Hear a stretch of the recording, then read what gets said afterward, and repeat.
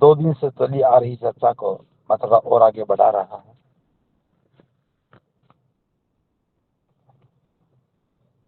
हम बाबा साहब को ठीक से नहीं समझ पाए।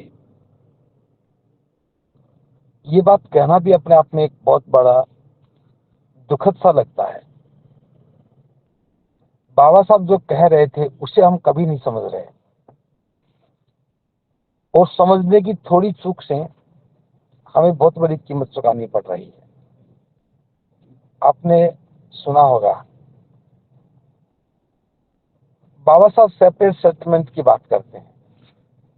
सेपरेट सेटलमेंट यानी कि बाबा साहब चाहते थे, और उन्होंने लिखा भी इस बात पर, कि हमारे लोग गांव में रहते हैं और वहां वो अल्पसंख्यक हैं, उनकी संख्या बहुत कम है। किसी जाति के 10 घर हैं तो किसी के 20 घर हैं, किसी के 5 घर हैं, और उनकी आजीविका अन्य लोगों पर निर्भर करती है, और विशेष तौर से उन लोगों पर जो सामंती हैं, जो जुल्मी हैं, जो जाति के आधार पर अपने आप को श्रेष्ठ कहते हैं। जिन लोगों की आर्थिक जरूरतों के लिए उन लोगों पर निर्भरता है, वे लोग कदम कदम पर हमारा शोषण करते हैं और मनोबल को गिराते हैं। तो बाबा साहब कहते हैं, उस हालत में विरोध की बात तो बहुत दूर, किसी लड़ाई लड़ने की बात तो बहुत दूर, प्रतिकार करना भी हम उचित नहीं समझते हैं। क्योंकि विरोध करने का अर्थ है, प्रतिकार करने का अर्थ है अपनी आजीविका के साधनों को खो देना। और कोई भी व्यक्ति आजीविका के साधनों को खोना नहीं चाहता, इसलिए एक दो बार वह समझौता करता है। धीरे धीरे मन उस सामाजिक दरिद्रता को, दासता को स्वीकार कर लेता है। अब धीरे धीरे अपमान, शुरू में लगता था अपमान हो रहा है, लेकिन बाद में तो अपमान नहीं होता, वो एक नियति सी बन जाती है। और इसका परिणाम यही है, आर्थिक संकट से बचने के लिए हम गुलामी के आवरण को स्वीकार कर लेते हैं। तो बाबा साहब का कहना था, अगर जुर्मों से बचना है तो हमें इस निर्भरता को, आर्थिक निर्भरता को खत्म करना होगा। एक तो संख्या में कम है और दूसरा उन पर निर्भरता है। ऐसी सूरत में आप कभी भी अपने स्वाभिमान को बचा नहीं पाओगे। तो बाबा साहब कहते हैं कि अनुसूचित जाति, जनजाति, पिछड़ी जाति के लोग जिनकी संख्या कम है, जो दूसरों पर आजीविका के लिए निर्भर रहते हैं, उनको यथाशीघ्र गांव को छोड़ देना चाहिए और शहर के निकट जाकर के, शहर में जाकर के उन्हें एक साथ रहना चाहिए। जब हम एक साथ रहते हैं, एक मनोबल बनता है। किसी गांव में जहां 1000 लोगों का गांव हो और वहां 5-4 परिवार विशेष जाति के हों, तो उनका मनोबल कभी नहीं बन सकता। यदि वो लोग गांव से निकल करके शहर के निकट आकर के एक बस्ती बसा लें, तो निश्चित रूप से उनकी संख्या बड़ी हो जाएगी। सारे लोग एक वर्ग के होंगे और इस प्रकार से किसी को शोषण करने की जरूरत नहीं होगी, कोई शोषण नहीं कर सकेगा। अब ये बात बाबा साहब ने कही। अब हम आते हैं वर्तमान संदर्भ में। जिन मजदूरों के लिए या छोटे मोटे काम करने वालों के लिए या दूसरे लोगों पर निर्भर रह करके आजीविका चलाने वाले, उनकी समझ में बात नहीं आ सकती थी। लेकिन जो लोग नौकरियों में आ गए उनकी समझ में ये बात आनी चाहिए थी। ये हम देख रहे हैं, पढ़े लिखे लोगों ने बाबा साहब को अधूरा समझा। नौकरी में आने के बाद उनको लगने लगा कि हमें गांव छोड़ना चाहिए। बहुत सारे कारण थे गांव छोड़ने के।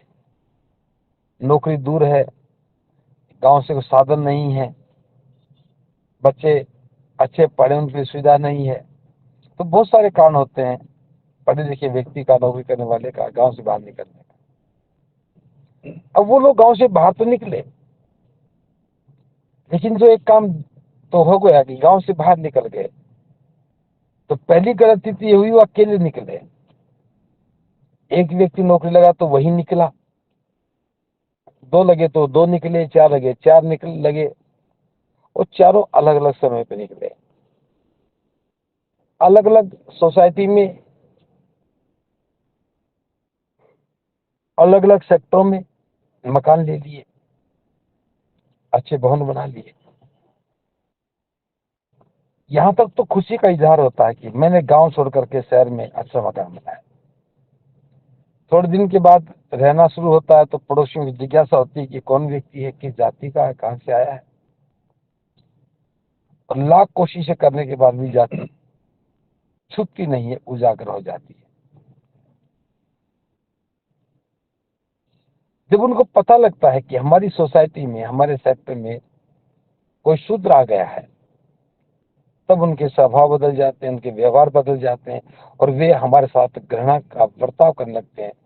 अब यहाँ जो सबसे बड़ी समस्या ये आ जाती है, गांव में भी हम अल्पसंख्यक थे, माइनॉरिटी में थे, यहाँ शहर में भी आकर के हम अल्पसंख्यक हो गए। जिस सोसाइटी में मान लो 100 घर हैं और 2 घर हमारे हो गए, तो अल्पसंख्यक रहे, और उसका परिणाम ये रहता है, अब इतने सारा पैसा लगा करके, लाखों रुपया खर्च करके, अब मकान को छोड़ा जा नहीं सकता। शहर को छोड़ के कहाँ जाएंगे? बेचने का मन में आए तो भी कीमत पूरी नहीं मिलती है, कि वो लोग समझ लेते हैं मजबूर आदमी है, बेचेगा तो कम कीमत दे देगी। तो यहाँ एक तो चूक ये हो गई कि जिन अनपढ़ लोगों को भी छोड़ना था वे तो फंसे रहे, जिन पढ़े लिखों को सोच करके सेपरेट सेटलमेंट करनी थी वो सेपरेट भी हुए और सेटल भी हुए। लेकिन सेपरेट किन से हुए? हमें गांव से होना था और हम अपनों से अलग हो गए। कहाँ बसना था? हमें अपनी बस्तियां अलग बसानी थी, लेकिन हम अलग ना बसा करके उन्हीं की बस्तियों में जाकर के बस गए। हमारे मन में चाहत थी कि लोग हमारा सम्मान करेंगे, और वो ढूंढ रहे थे कि वो लोग कौन हैं।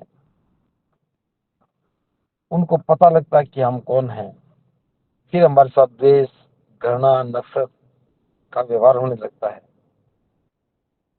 और उसका परिणाम ये रहता है कि शहर में जाकर के हम दूसरी प्रकार की गुलामी को स्वीकार करने लगते हैं। तो यहाँ पर भी आकर के हम उसी प्रताड़ना का शिकार बनते हैं। धन खर्च करने के बाद भी हमारा रहन सहन सुखद नहीं होता, सुंदर नहीं होता।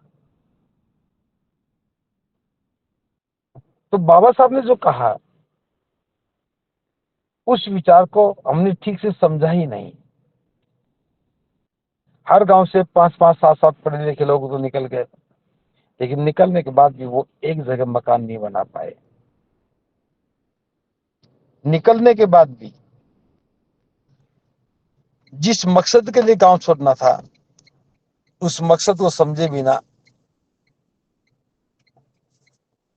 जिन लोगों ने हम पर जुल्म किया उन्हीं के सानिध्य में जाकर रहना शुरू कर देते हैं। तो ये ना केवल एक अपराध है बल्कि बाबा साहब के साथ नाइंसाफी भी है। अब सेपरेट सेटलमेंट पर चर्चा होनी चाहिए थी। हम देखते हैं कि एक शहर में मान लो कि 50 सोसाइटियां बनी हैं, हर सोसाइटी में 5-5 4-4 लोग मिल जाते हैं। 1000 लोगों की सोसाइटी है तो 5 लोग मिल भी जाएं तो वो चुप कर रहते हैं। अगर वो सारे लोग, उनमें से कोई 2-4 लोग व्यापारिक हित में बात करते और अपनी भी सेपरेट सेटलमेंट के तहत बस्तियां बसाते, शहर की प्राइम लोकेशन पर भी जमीन अलॉट करवा करके वहां बस्तियां बसाते हैं, तो हम अपने स्वाभिमान को बचा सकते थे। लेकिन आज हम क्या कर रहे हैं? हम सेपरेट तो हो रहे हैं, लेकिन सेपरेट होकर के हमें होना था सामंतवादी व्यवस्था से, हम अपनों से सेपरेट हो गए और होकर के हमें अपनी सेटलमेंट करनी थी, हम दूसरों की सेटलमेंट में चले गए। अब प्रश्न ये उठता है कि कौन जिम्मेदार है? वो लोग जिम्मेदार हैं जो बाबा साहब के नाम पर काम करते हैं, वे लोग जिम्मेदार हैं जो बाबा साहब का नाम लेकर के व्यवस्था निर्माण का काम करते हैं। लेकिन सच में ये है कि व्यवस्था निर्माण का काम अभी शुरू ही नहीं हुआ।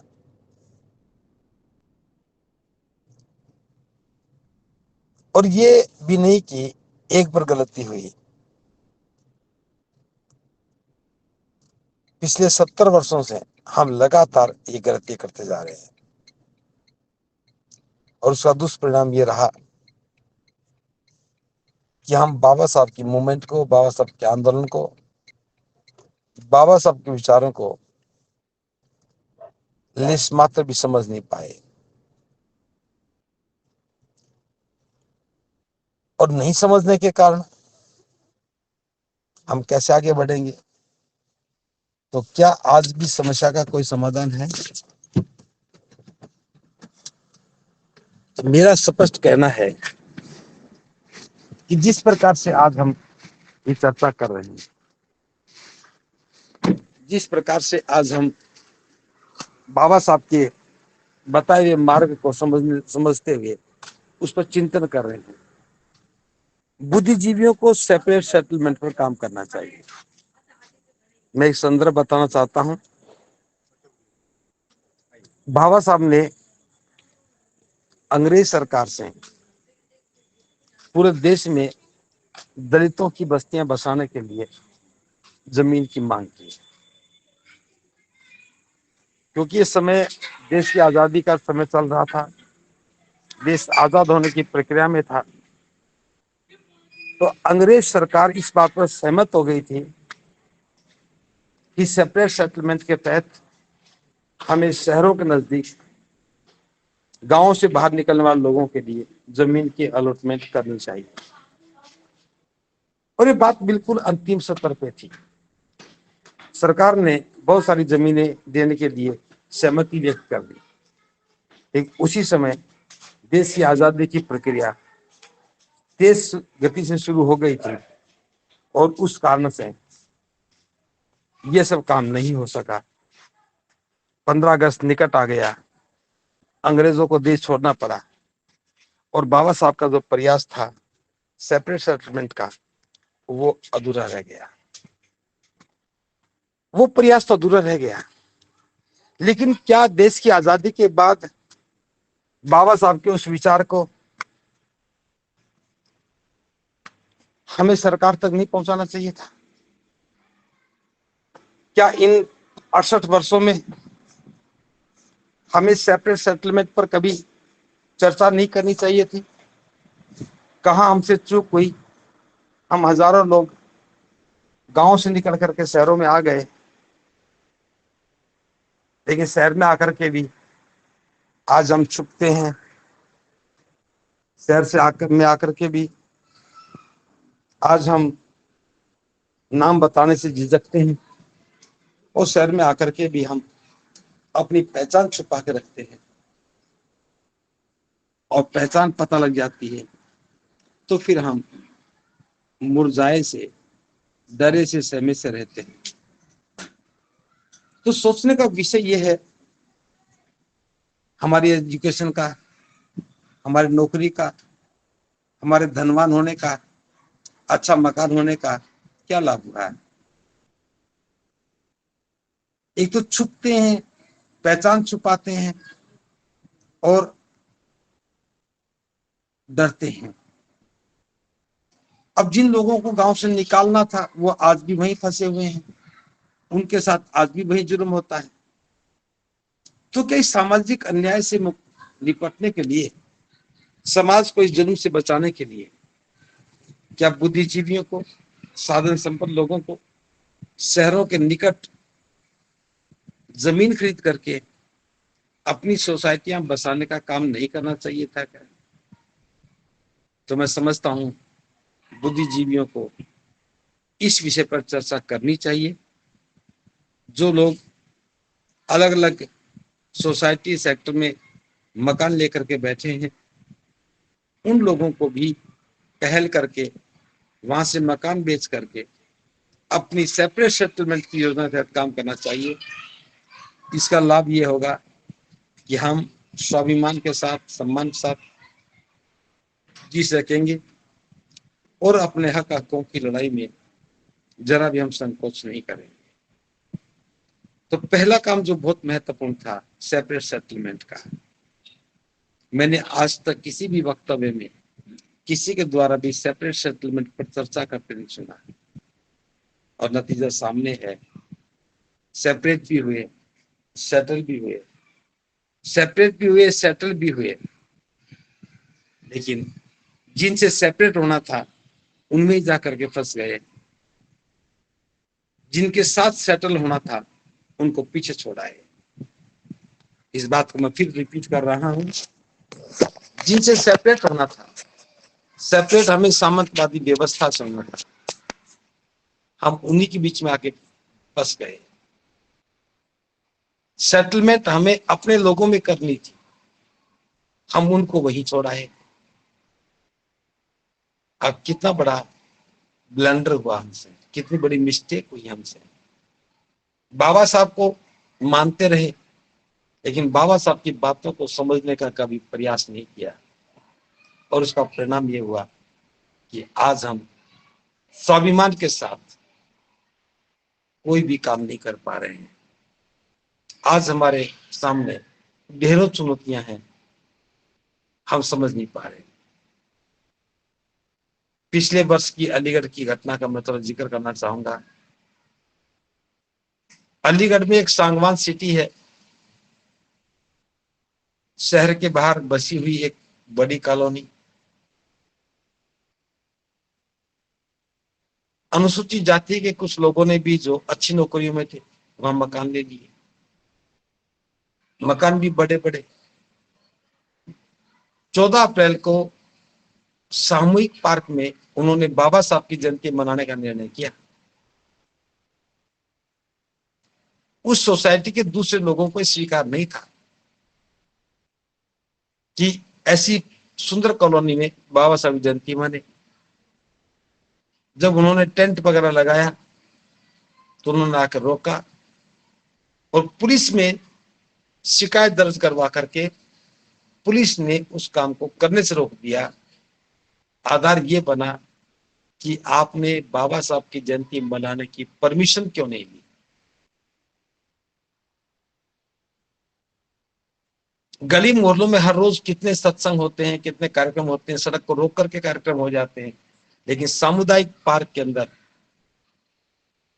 क्योंकि बाकी सभी शिकायत करने वाले लोग वे थे जो बाबा साहब को पसंद नहीं करते।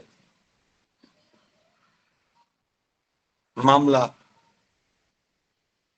आगे बढ़ा, विचार ने तुल पकड़ा, तो सोसाइटी के लोगों ने सोचा ऐसे तुम्हारी सोसाइटी बदनाम हो जाएगी।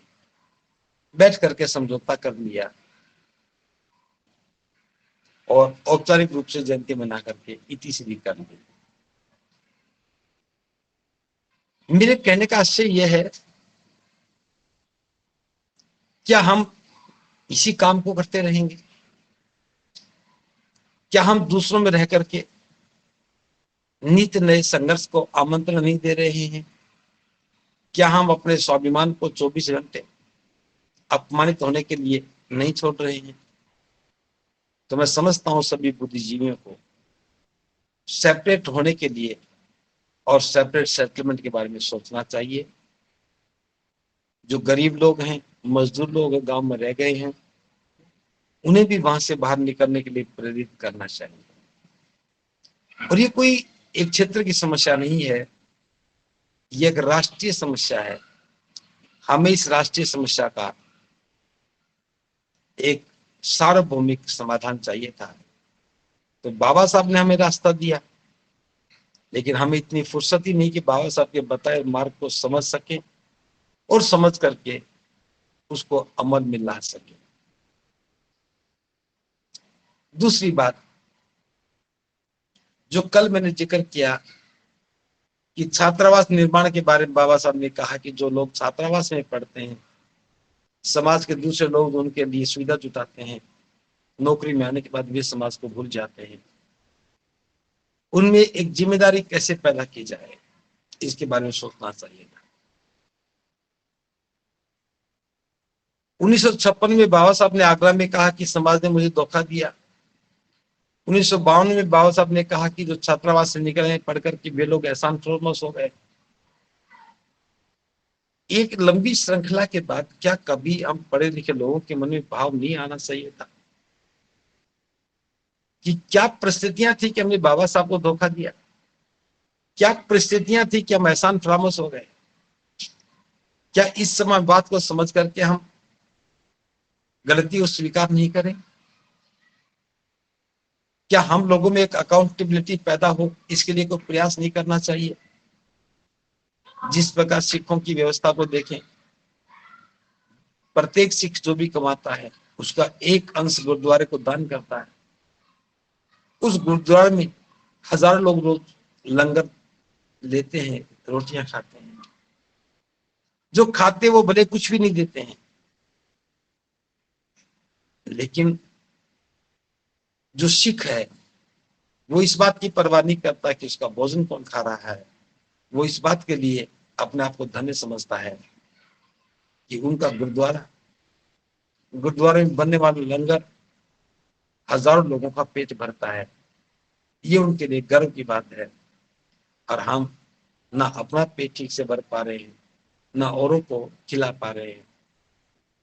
तो क्या हमें बैठ करके इन पर चर्चा नहीं करनी चाहिए कि जो पढ़े लिखे लोग हैं, जो साधन संपन्न लोग हैं, जो नौकरियों में आ गए हैं, जिनके कारोबार अच्छे हैं, क्या उन्हें अपने आमदनी का एक हिस्सा निश्चित मात्रा में क्या नियमित रूप से दान नहीं करना चाहिए? अगर नियमित रूप से दान होने लगे, हमारे अंदर एक अकाउंटेबिलिटी का भाव पैदा होने लगे, हम जिम्मेदार होकर के समाज को लौटाने लगे,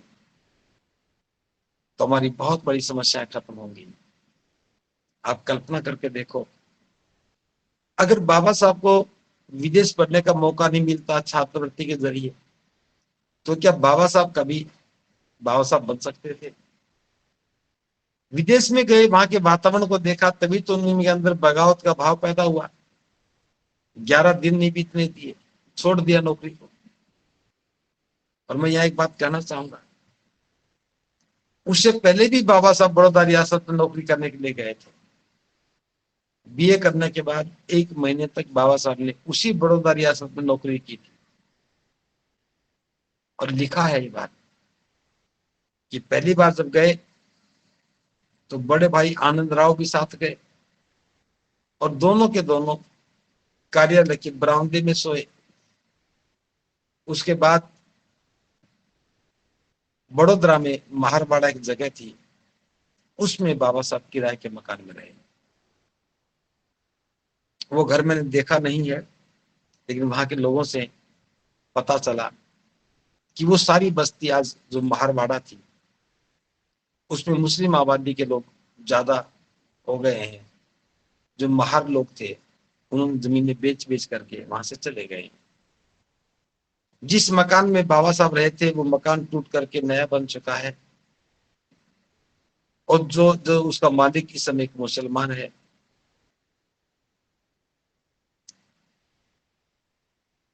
ये बात मैं इसलिए बता रहा हूं